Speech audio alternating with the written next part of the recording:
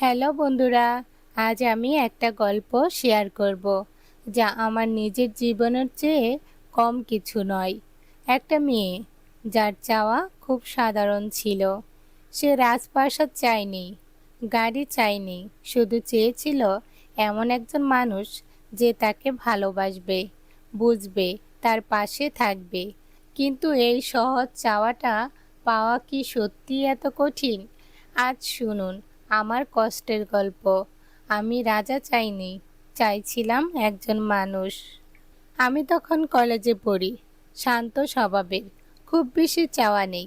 আমার স্বপ্ন ছিল বাড়ির পাশে ছোট্ট সংসার, ছিমছাম ঘর, আর একজন মানুষ যে শুধু বলবে, তুই আছিস তো? আমি ঠিক আছি। তখনই তুই এলি, একেবারে ঝড়ের মতো। ভালোবাসা, যত্ন, মায়া সব কিছু একসাথে পেয়ে গেলাম। তুমি বলেছিলে তুই না থাকলে আমি মরেই যেতাম। আমি বিশ্বাস করেছিলাম।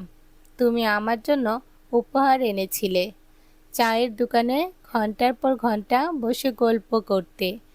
তুমি একটা রাজকীয় জীবন দিতে চেয়েছিলে, আর আমি চেয়েছিলাম শুধু পাশে থাকিস, ব্যাস এইটুকুই।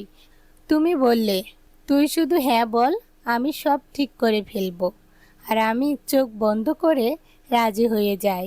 বাড়ি থেকে অনেক কষ্টে রাজি করিয়ে আমরা বিয়েটা করে ফেলি।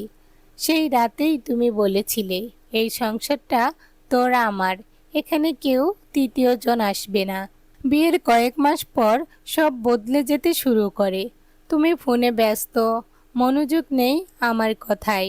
আমার রান্না খেয়ে বলো না ভালো লেগেছে। আমি শুধু চাইতাম তুমি একটু বুঝো। আমি তো শুধু তোমাকেই চেয়েছিলাম, রাজা না, কোটিপতিও না, শুধু তুমি একজন মানুষ হয়ে থাকলেই হতো। তুমি একদিন রেগে বললে, তুই শুধু অভিযোগ করিস, আর আমি চুপ করে কাঁদছিলাম। তুমি হয়তো আজও জানো না তুই আমার কাছে কি ছিলি। আমি কারো ধন সম্পদ চাইনি, শুধু একজন স্বামী চেয়েছিলাম। আজ আমি একা, তুমি আছো কিন্তু নেই আমার জীবনে। একদিন যখন আমার গল্প শুনবে, হয়তো ভাববে এই মেয়েটি আসলে কি চেয়েছিল। আমি রাজা চাইনি, চাইছিলাম একজন মানুষ যে শুধু বলবে, তুই আছিস তো? আমি ঠিক আছি।